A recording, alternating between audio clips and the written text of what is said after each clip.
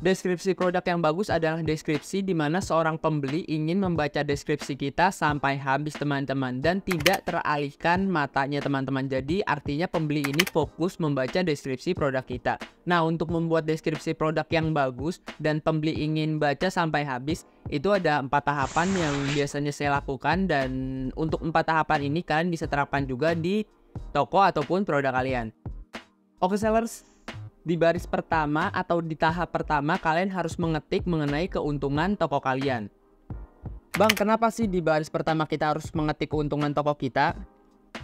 Oke sellers, simpel banget karena setiap pembeli ingin untung dalam sebuah transaksi teman-teman. Makanya dengan kita menuliskan mengenai keuntungan toko kita, pembeli akan mengira mereka untung dalam menjalankan transaksi di toko kita. Nah, banyak sekali kata-kata yang bisa bikin calon pembeli ini merasa diuntungkan ya. Seperti kita menyediakan gratis ongkir, kita menyediakan voucher, atau kalau kalian ingin menghemat biaya, kalian bisa ketik di sana mengenai kecepatan pengiriman teman-teman, ataupun keamanan untuk produknya. Misalkan kalian packaging pakai kardus ataupun pakai beberapa alat yang membuat barang tersebut aman. Jadi kalian bisa sediakan beberapa keuntungan untuk pembeli supaya pembeli ini merasa diuntungkan ketika menjalankan sebuah transaksi di toko kalian. Nah, di sini saya ada contoh juga mengenai kata-katanya dan kalian bisa ikutin juga untuk kata-katanya. Nah, di sini ada beberapa keuntungan, teman-teman bisa lihat sendiri. Di keuntungan pertama di sini saya mengetik seperti ini teman-teman. Semua produk yang dikirim sudah pasti berkualitas karena dicek dan diuji daya tahannya. Dan yang kedua di sini saya menyediakan voucher. Di ketiga saya jelaskan mengenai packaging saya. Di sini menggunakan bubble dan lain sebagainya. Pokoknya di sini kalian bisa ketik ya beberapa kata yang membuat pembeli merasa diuntungkan teman-teman. Oke? Oke sellers, untuk di baris kedua kalian bisa ketik mengenai keuntungan barang kalian teman-teman. Nah, tujuannya masih sama ya, di baris 1 dan kedua itu kita masih membuat pembeli itu berharap kalau transaksi yang mereka lakukan itu untung teman-teman. Makanya di sini kita ketik mengenai keuntungan toko dan keuntungan barang. Tadi di baris pertama kan kita sudah membuat pembeli yakin kan bahwa transaksi yang mereka lakukan itu untung dengan keuntungan toko. Nah, sekarang kita buat pembeli merasa untung lagi dengan keuntungan barang. Jadi beda ya. Yang pertama itu mengenai keuntungan toko, dan di baris kedua ini kita bicara mengenai keuntungan barang teman-teman. Tujuannya masih sama, yaitu agar pembeli menganggap transaksi yang mereka lakukan itu menguntungkan bagi mereka teman-teman. Jadi pembeli akan mau terus baca deskripsi produknya karena mereka mengira bahwa transaksi yang mereka lakukan itu menguntungkan mereka teman-teman. Memang iya menguntungkan mereka teman-teman, tetapi kita juga diuntungkan. Jadi transaksi itu sama-sama diuntungkan kan. Tapi di sini kita membuat ya seolah-olah pembeli itu merasa diuntungkan. Nah, untuk kata-kata yang saya buat itu sangat sederhana. Untuk kata-katanya seperti ini nih. Kalian bisa lihat di sini mengenai keunggulan barangnya ya. Jadi kalian bisa ketik seperti garansi barang kalian, variannya seperti apa, kelengkapannya seperti apa, dan keoriannya juga seperti apa. Teman-teman bisa lihat di sini untuk keunggulan produk ya. Jadi kalian bisa ketik untuk keunggulan produk kalian, misalkan seperti ini, 100% ori resmi internasional, berfungsi normal beserta fiturnya tidak minus. Dan banyak sekali teman-teman bisa lihat di sini. Ini saya contohkan mengenai produk handphone ya. Jadi teman-teman bisa tiru juga kalau teman-teman produk handphone ataupun produk elektronik. Ini hampir sama seperti ini teman-teman. Kalau teman-teman produknya fashion, kalian bisa ketik mengenai bahannya ataupun tekstur dari bahannya, lembutkah, haluskah, adem atau panas, kalian bisa ketik di sini. Pokoknya kalian bisa ketik mengenai keunggulan barang kalian teman-teman, dan kalian bisa ketik juga beberapa kata yang membuat pembeli diuntungkan teman-teman. Oke? Oke sellers, untuk baris ketiga yang bisa kalian ketik di deskripsi produk kalian itu adalah ketentuan pengembalian barang. Bang, kenapa sih kita harus ketik di baris ketiga mengenai ketentuan pengembalian barang?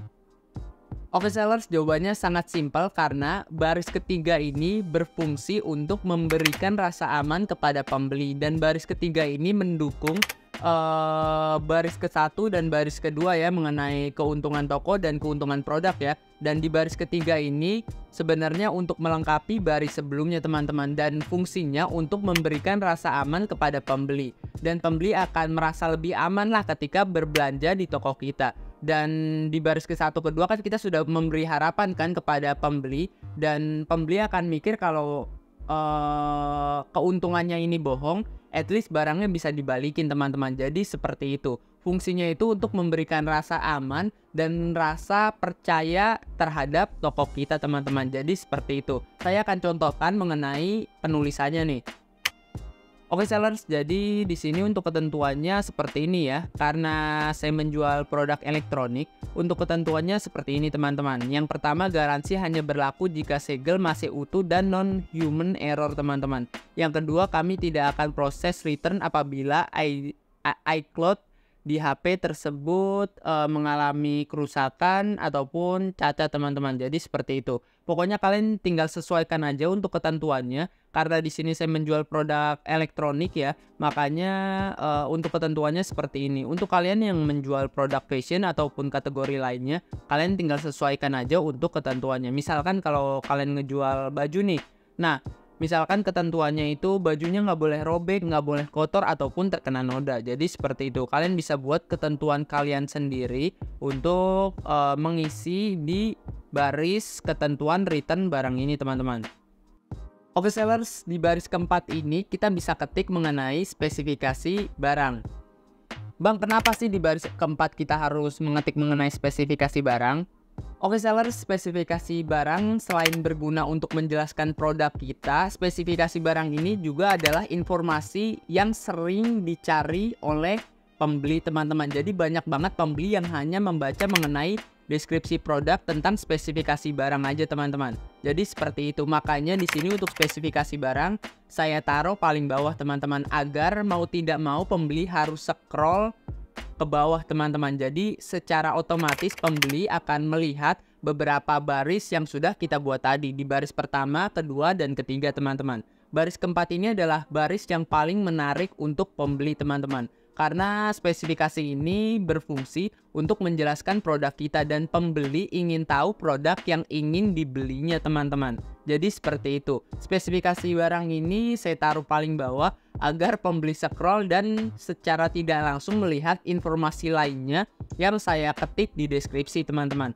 Oke, jadi seperti itu ya. Kalian bisa ketik untuk spesifikasi produk kalian teman-teman. Untuk contohnya seperti ini nih. Oke sellers, karena saya menjual produk digital ya ataupun handphone, di sini untuk spesifikasinya kayak gini teman-teman. Layar Super Retina XDR 6,1 inci teman-teman. Kalian bisa sesuaikan aja untuk spesifikasi barang kalian. Misalkan kalau kalian ngejual baju, kalian bisa ketik mengenai lingkar dada, lingkar perut misalkan, ataupun yang lainnya. Kalian bisa ketik mengenai bahan dasarnya ataupun ukuran-ukuran dari bajunya teman-teman. Pokoknya kalian bisa cantumkan untuk informasi ataupun spesifikasi dari produk yang kalian jual di sini teman-teman.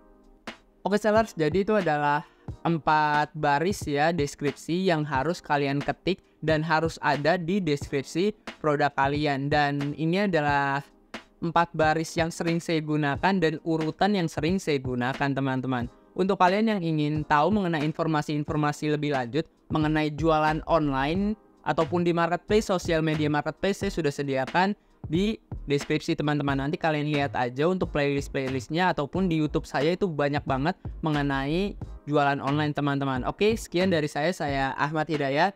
Terima kasih. Mantap.